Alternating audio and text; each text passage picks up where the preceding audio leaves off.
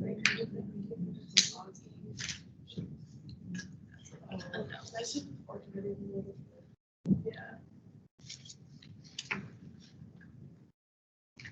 So.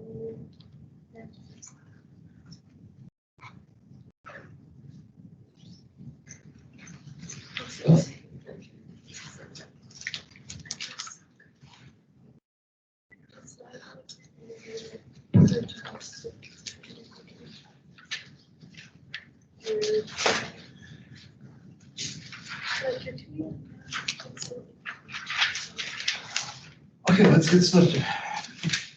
So,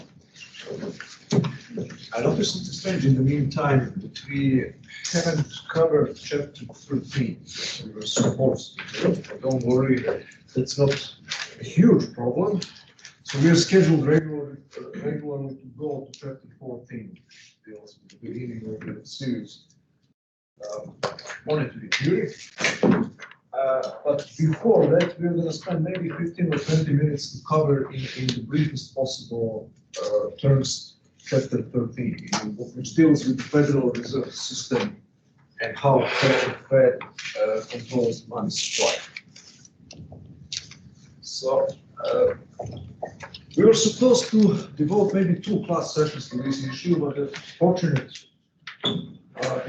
circumstance here was that I covered a lot of this ground already, and as a part of chapter 12, and I gave you maybe 30 or 40% of the material that you will need to learn in chapter 13. All this. So I'm going to summarize again the most important points of chapter 13 by concentrating on maybe 1 or 2 main things, and I will let you read introductory remarks about the Federal Reserve and the structure of the Federal Reserve and its basic definitions about its functions and so on.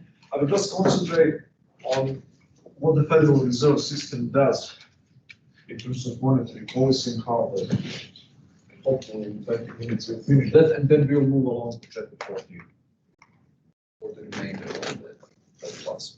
Okay, so let's start from the basics. The Fed is an acronym, or it is a shorter version of the full title of the American Central Bank, which is the Federal Reserve System. It's a Federal Reserve System because of the complicated institutional structure of that system. Is the variety of regional private banks that are connected into one system. So I don't want to go into that. Let's just assume for a moment that we have a central bank, which is called the Federal Reserve System, that conducts monetary policy. The internal dynamics is complicated. The way how that's an American style.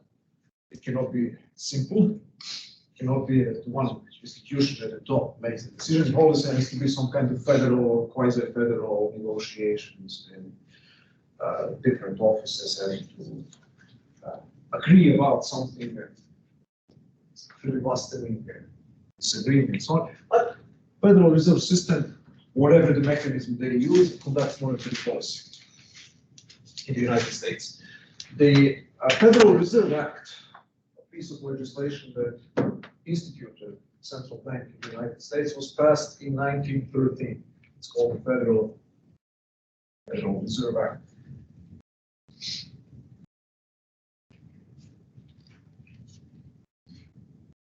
First, why a central bank is necessary, or why people who believe that a central bank is necessary argue that. The simplest answer, that we already hinted at while discussing the fractional reserve banking last time, was that the system of unsupervised fractional reserve banking is inherently unstable. That's the reason. Fractional reserve banking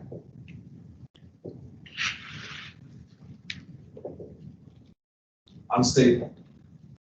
What does that mean? That means some people even say inherently insolvent. So that means the fractional reserve banking is a system in which a private commercial bank keeps only a fraction or a part of its demand deposits in reserve, and all of the rest it lends out. So if depositors who keep their demand deposits in this bank would like to withdraw all of their money all at once, or even a significant part of that money all at once, a bank would go bankrupt because they don't have enough money to fulfill their contractual obligations at any one point, because they went out of most of it. And entrepreneurs, consumers to their clients. The only way why in most cases banks can get away with this practice is that not everybody or very few people would want to withdraw their deposits at any one particular moment. Now, so fractional reserve banking can work in principle in good times, but if there is a crisis of confidence, if there is a panic, if there is any kind of extraordinary circumstance that leads people to doubt into the solvency of the banking system, problems may emerge, bank runs or bank panics can emerge. So what happens that a large number of people storm the bank's offices. They want to withdraw their money because they believe their money is going to disappear, their money is going to be wiped out if a bank goes bankrupt. They try to withdraw the money, the bank doesn't have enough money. The bank tries to call in the loans that other banks, that it has against other banks, but other banks are also in trouble. You cannot borrow money from other banks because they also need lending, they also need somebody to help them, and the entire financial system can come crashing down. The last time something like that happened in the United States was during the Great Depression. Essentially, 2/3 of the money supply of savings and deposit accounts just evaporated because of severe crisis of the banking system. So initial justification, traditional theory of central banking was proposed for the first time by a guy called Walter Bagehot. Is that correct pronunciation? An English economist in the 19th century, was that the central bank should function only as a lender of last resort. That's what central bank is. So when the crisis hits, when a bank panic or bank run happens, we need some institution which is outside of the private commercial banking system that has a right or not monopolistic ability to create additional liquidity, to create additional cash, and to lend it to the banks in order to help them weather the storm. Not stop, weather the storm. Survive this crisis of confidence. So that was the original justification that the legislators who passed the Federal Reserve Act offered. At that time, there was no conception of the central bank conducting monetary policy to change the money supply, to influence the price level or unemployment or any of the things that we got used in the meantime the Federal Reserve doing. At that time, there was no mention of that at all.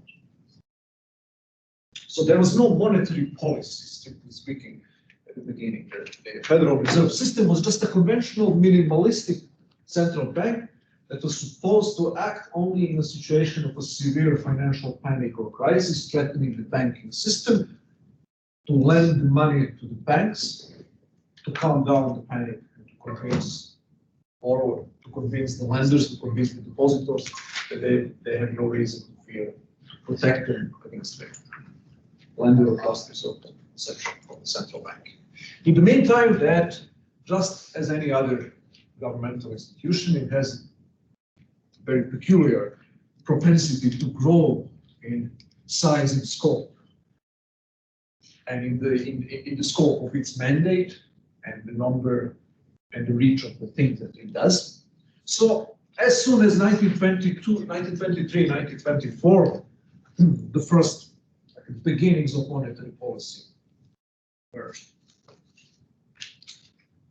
through a mechanism that remains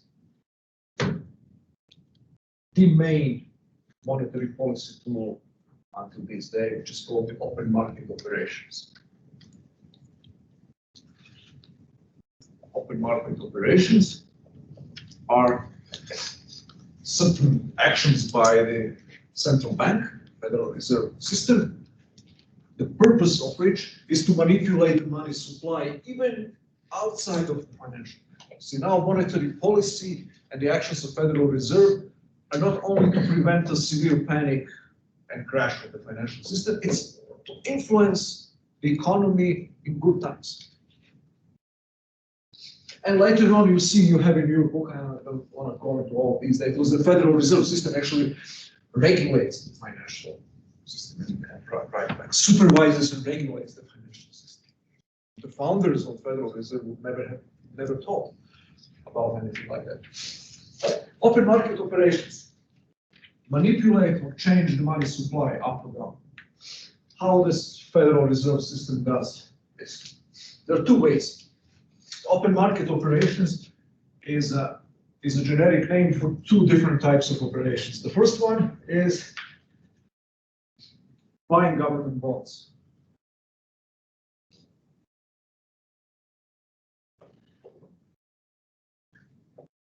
Government bonds, treasury securities, typically short-term treasuries, like 1 month, 3 months treasury securities.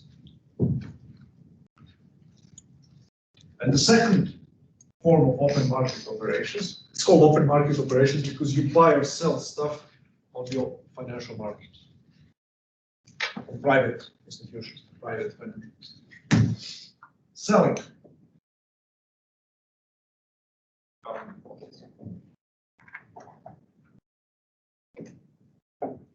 To private banks. They do business with private banks, private commercial banks. So what the buying of government bonds does, it increases the money supply. So the mechanism is as follows. The central bank pronounces that it wants to increase the money supply to buy, let's say, $1,000 worth of government bonds. Or bank A.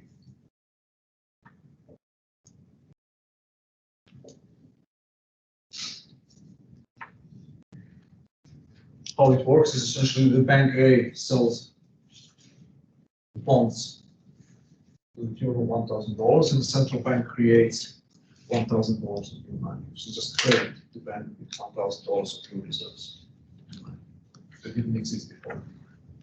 So a technical term to express this would be it creates $1,000 of new money out of thin air. Money that didn't exist just by a click of a mouse, a stroke of a pen, whatever imagery you prefer, creates $1,000 that didn't exist before. So notice the difference. So banks also trade securities and stuff among themselves. But if a private commercial bank B buys $1,000 worth of government bonds from a bank A, that doesn't change the total money supply in the economy. Bank B has to spend $1,000 of deposits of reserves that they already have, the money that is already in existence, to buy the bonds. So you have a transfer of already existing money for the bonds. Here, you have a transfer of money that didn't exist before, which is just created out of thin air by the central bank and private commercial bank. So, but that's not the end. The process of money creation doesn't end here. So you see that buying government bonds serves to expand the money supply.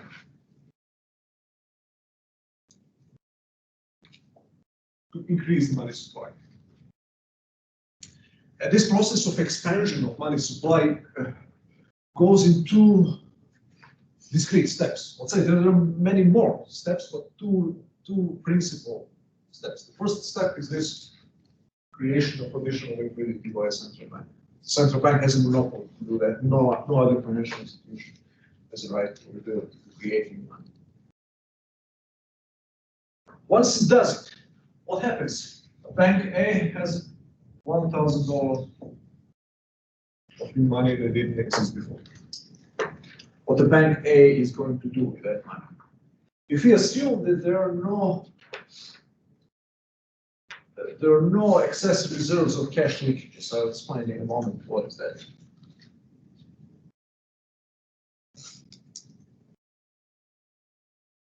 Excess reserves. I assume that you know what are excess reserves. If those are zero or approximately zero, then the following will happen. We're going to assume for a moment that there are no of these. So the bank gets $1,000. how much of new money? You treat them as $1,000 of new deposit that didn't exist before. How much of this money the bank will have to keep in reserve? What determines? What is the principal criterion how much money they have to keep in reserve?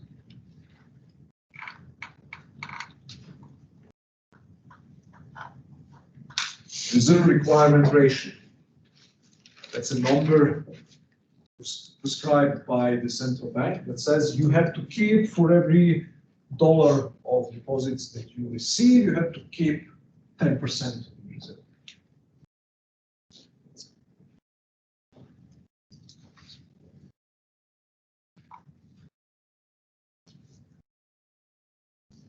So then if your additional deposits are $1,000, you will have to keep, what is the formula for that? Additional money, your required reserves, the amount of money that you have to keep, equal change in the money that you have changed in your total. In your deposits times reserve requirements ratio. So if you have $1,000 of new money that you received from a central bank, you will have to keep in reserve 1,000 times 0.1. That's 10%. So that means it's your required reserves of $1,000. If you don't keep excess reserves, what you're going to do with the rest of the money? Excess reserves would be any other, not 100, 1,000, 1,000 times 0.1. Those are your required reserves that you have to keep out of this new $1,000 that you receive. You will create $900 worth of credit. You're going to lend money to somebody. So let's say, so you have $900. You're not going to keep any of it in excess reserves. Why the banks would keep any money in excess reserves? Because they estimate that the risk of doing business is greater and there will be no borrowers for all their money. But let's assume for now that they don't keep any excess reserves, just legally required reserves, $100. And let's say that Bank A lends $900 to Jones, client of Bank A. Jones buys $900 worth of, let's say, steel plates from Smith. He transfers cash that he received from the bank as a loan, he transfers to Smith. Smith is a client of a Bank B.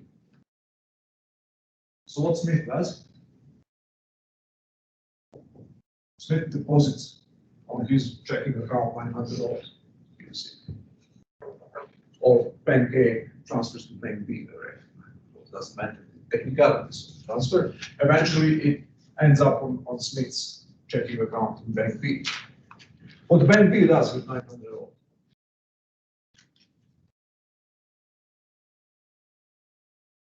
This is that's part.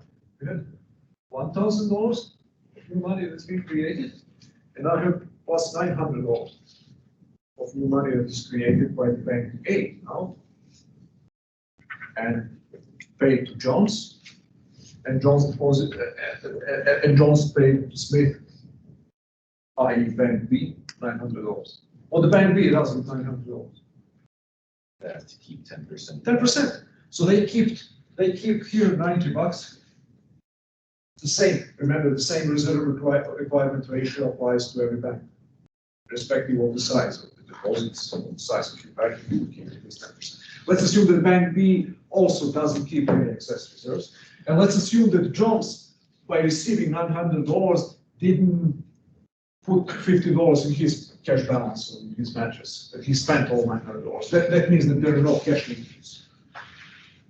that entrepreneurs, that commercial borrowers who get part of that money, spend all of that money on investment or consumption.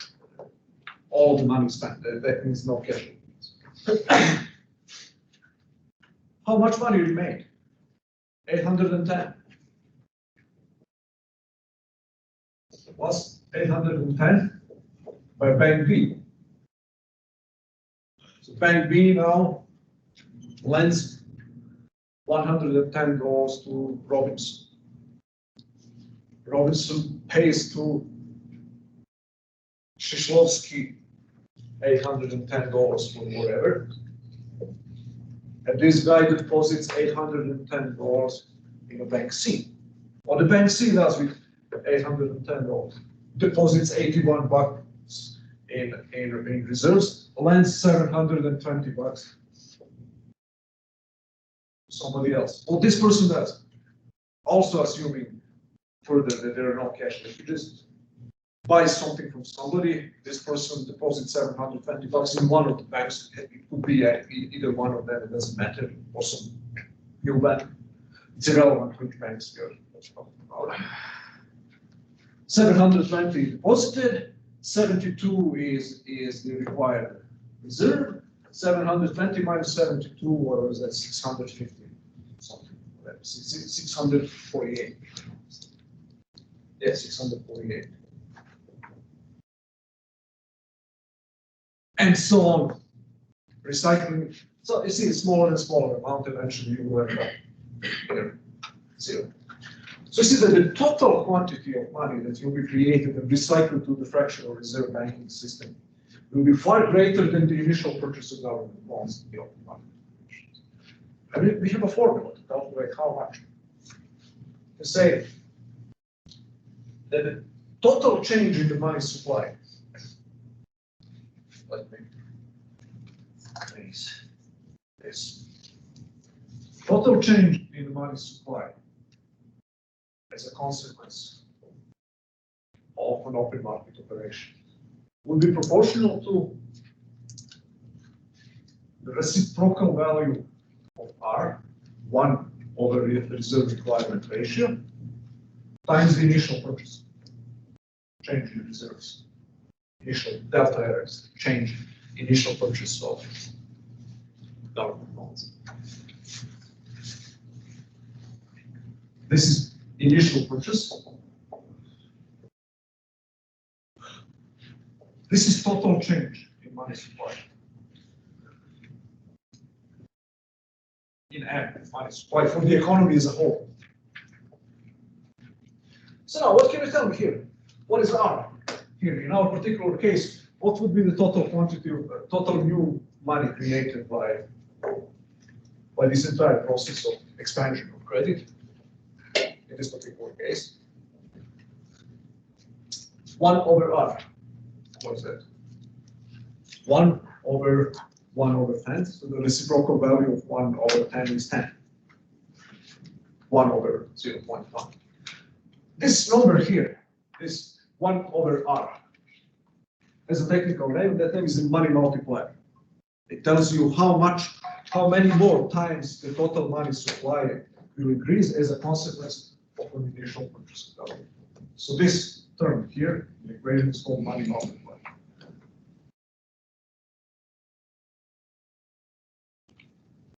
And obviously the money multiplier is inversely correlated with the reserve requirement ratio. It's a reciprocal. In English, we use the same reciprocal value. It's 1 over R. I'm doing the literal translation from something. So if whatever R is, money multiplier is 1 over R. Inverse value. Inversion. So then what does that tell you? It tells you that lower the reserve requirement ratio, greater the total money creation will be, because the money multiplier will be greater. So imagine that the reserve requirement ratio was not 10% but 20%. What would be how high would the money multiplier be? 1 over 0.2. That's 1 over 5. That's 5. So you see, you have 20% reserve ratio, you have then the 5, money multiplied by 5. So the total amount of money being created and recycled in the fractional reserve system will be 2 times lower. And vice versa, if 5 is 5% is the reserve requirement ratio, that's 0.05, so that's 20 times. Multiplied is 20.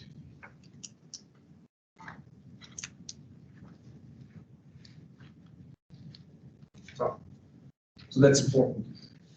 And that's also another tool of monetary policy by the government. If you want to expand the money supply, you can do it in 2 ways. You can do the open market operation and then increase the money supply in this process here. And or you can decrease the reserve requirement ratio. So if you want really to ramp it up the money production, you would purchase some government bonds and then allow banks to keep less, which means to lend more out of any reserves there is. So manipulating the reserve requirement ratio and open market operations are the 2 main tools of monetary policy. Any questions so far? Okay, this seems clear. One more before we finish this off. It works in both directions. So irrespective of sign this formula works, change in money supply could be up or down. So the mirror image of this is if the government wants to contract the money supply. What the government does then? The government then sells government bonds to a private bank. So when a private bank, let's say, buys $1,000 of bonds from the central bank, its reserves go down by $1,000. So then they have to do something to replenish the reserves, either to borrow money, or let's say somebody pays back the credit, the loan, one of those guys or 2 of them, to pay back $1,000. What the bank would do in the absence of this necessity to replenish its reserves, it would create $1,000 of new credit. But now it cannot do it. It cannot do it because it has to essentially pay to the Federal Reserve System in order to maintain their reserves to goods. Essentially, to put some money on the side in reserve. So what happens next? Somebody who would have received $1,000 and deposited in another bank would not receive that money. So that then the next bank will have to also replenish their own reserves by 910 and so on down the line. The bank B, bank C, the entire process in the opposite direction will happen right now. So you will get the exact same equation describing just the contraction works in both directions. So by buying government bonds, you get the plus sign here. By selling government bonds, you get a minus. It's a reduction.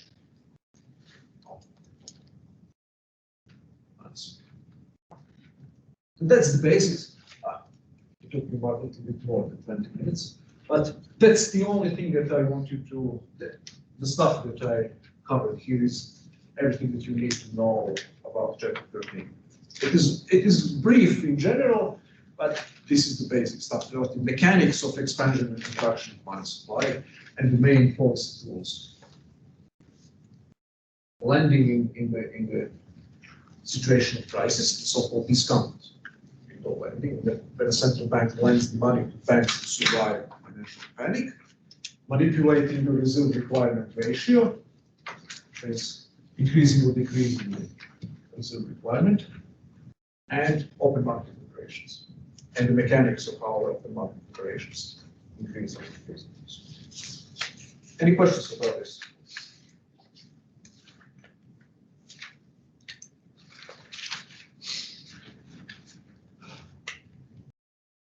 Okay. So we're relatively efficient. If there are no further questions about this, we're going to move to Chapter 14.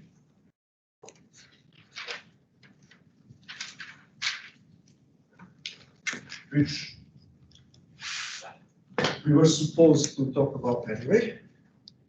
So it's titled Money in the Economy of River. Money in economy.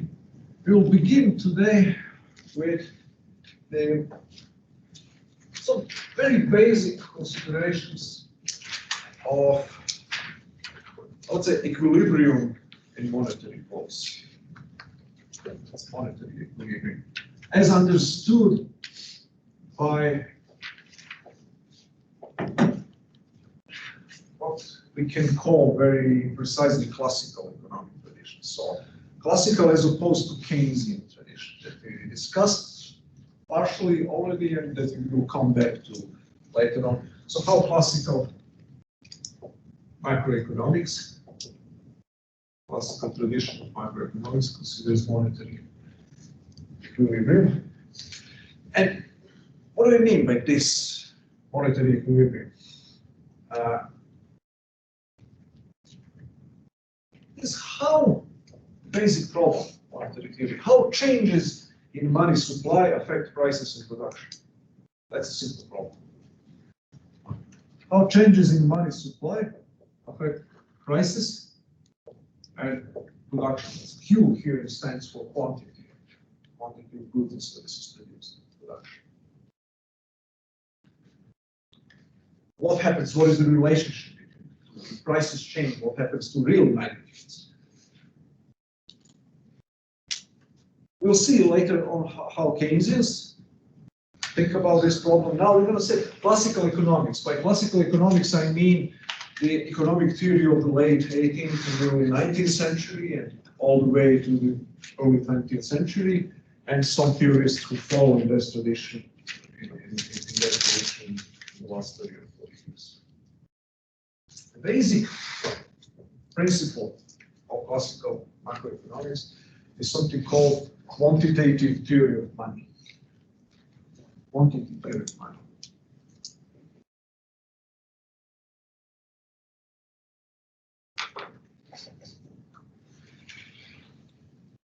The prices.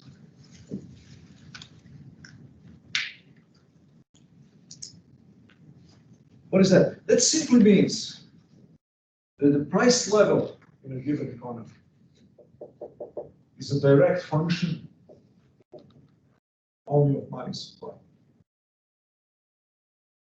Money supply is the only independent variable, the only factor that you can use to explain price. If you want to explain price level, you should look at money supply, the variations in money supply, and nothing else.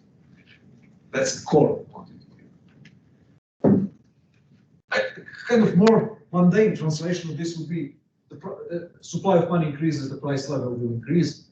Supply of money goes down, the price level will decline. So this is the cornerstone of modern monetary theory. But it's not as simple as this straightforward formula suggests. Another aspect of quantitative theory of money is that money as delta M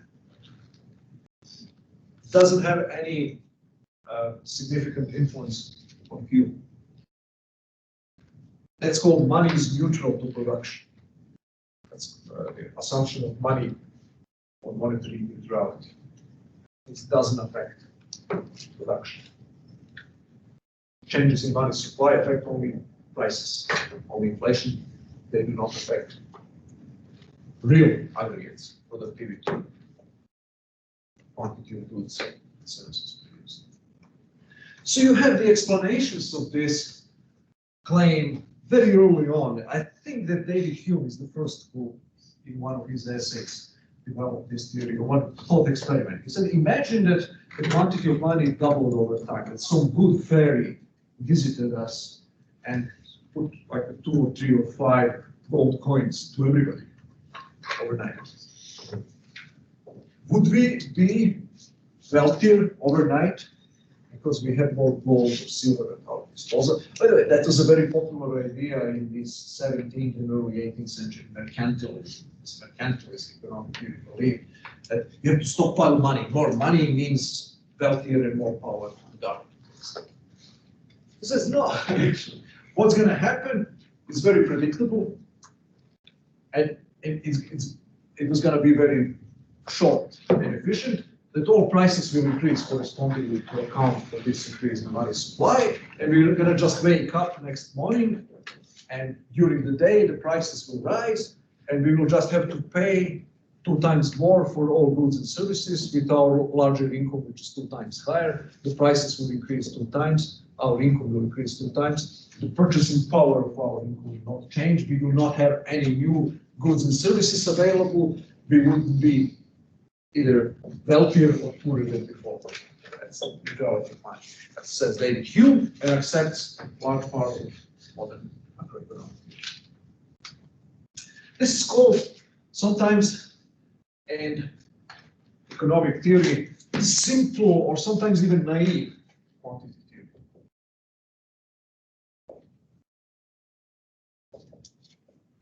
Quantity theory. And we'll see in a moment why this is a simple, simplified, or maybe even naive quantity theory. So it has a grain of truth in it, but it's not as simple as it is implied here.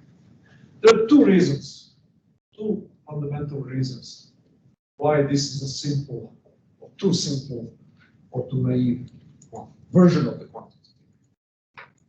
The first one was demonstrated by the guy who incidentally belonged to this school of thought, but he inadvertently kind of illustrated or demonstrated why this theory might not be the whole story.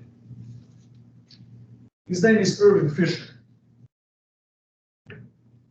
American economist, the early 20th century, one of the greatest American economists of all time, a great monetary economist as well. So he was also a very big mathematical nerd, and he decided to mathematically formalize the relationship between monetary and real money. And he came up with one thing that is known nowadays and taught routinely all macroeconomics classes. It's called the equation of exchange. Equation of exchange. And the equation of exchange is that money supply multiplied by the velocity of circulation corresponds to prices multiplied by quantities. When you look at this equation here, it immediately becomes clear to you that this is monetary side or demand side of the economy. So this M times V is total spending. It's nominal spending. That's how much money in a macroeconomy will spend all the time. Remember when we discussed velocity of circulation, we mentioned that a few classes ago. What is velocity of circulation? V stands for velocity.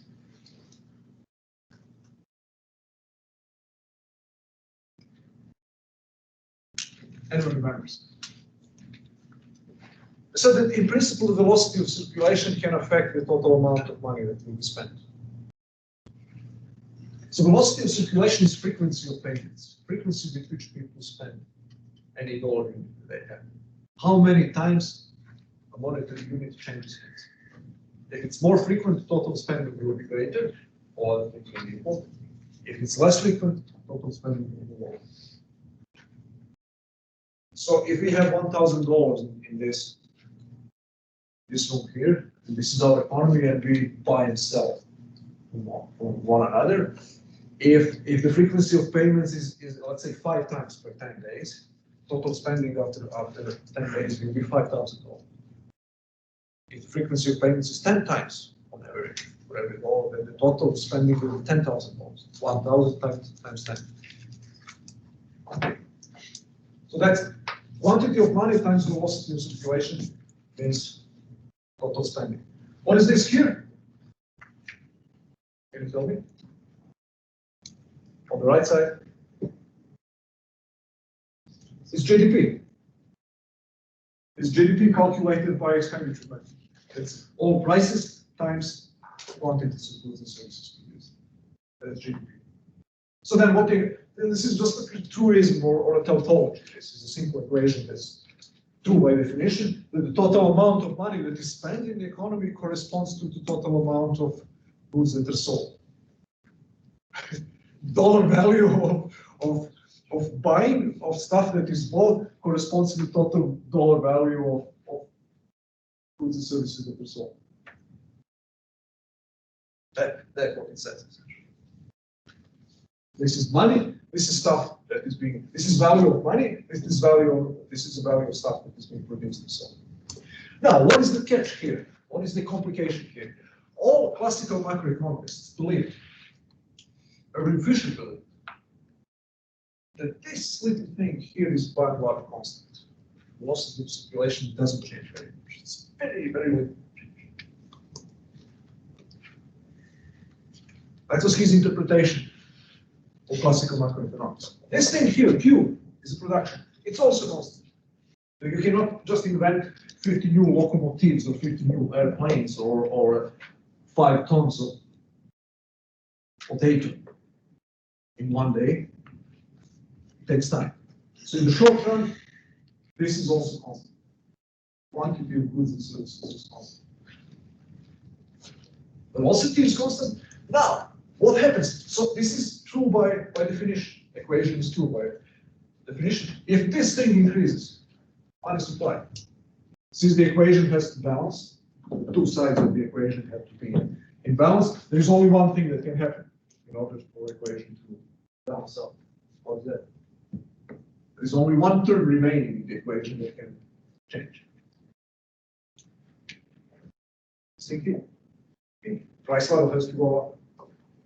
That's the demonstration of the naive version of quantity theory.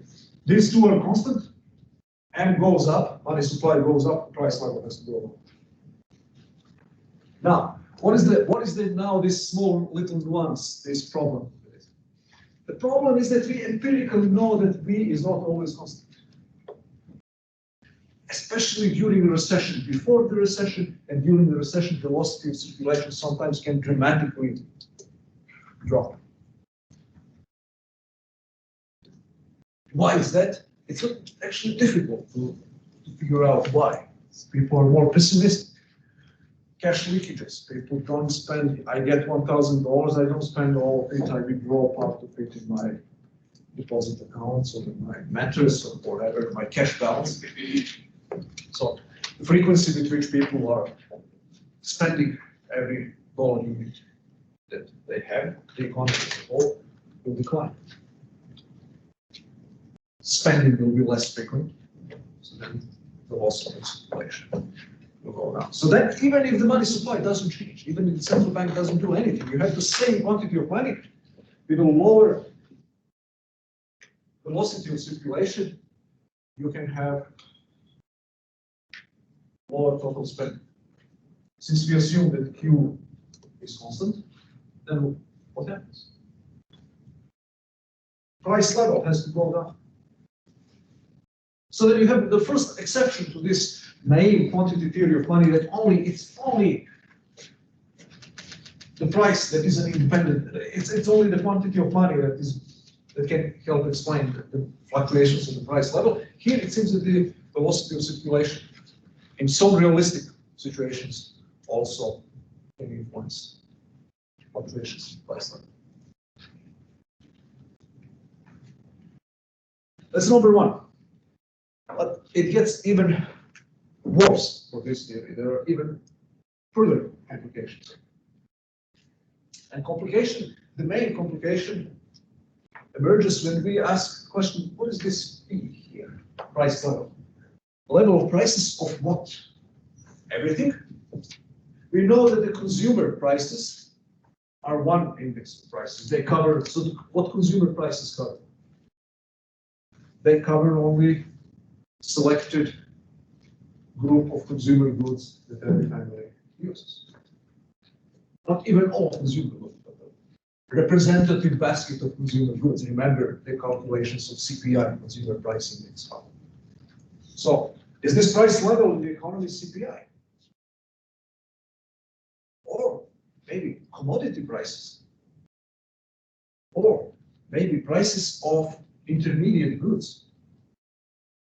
Or maybe prices of stocks and bonds? Or maybe prices of real estate? So now the question that you ask, let's say that money supply increases 10% in the economy. Do all the prices of all goods and services increase to the same degree as David Hume in his first naive formulation believed, that everything is going to get 10% more expensive? And the empirical answer to this question is unambiguous. No. The consumer prices will increase the least. We will see, we will have more than enough time to worry about why is that the case. But I'm telling you, empirically speaking, not all prices increase to the same degree as a consequence of a given increase in money supply. So let's assume that the velocity is constant. We don't worry about that right now. The problem is that this thing here increases, and then different prices will increase to a different degree. You cannot use just one equation of exchange to explain the entire macroeconomy. You have to use a variety of different equations to describe commodity market, to describe the stock market, to describe the real estate market. And if that's so, then your problem is what causes what here? What is why is that the case? Why the stock prices? Why, for example, it could be Dow Jones here. What is Dow Jones? Anyone knows? Dow Jones Industrial Average, DJIA.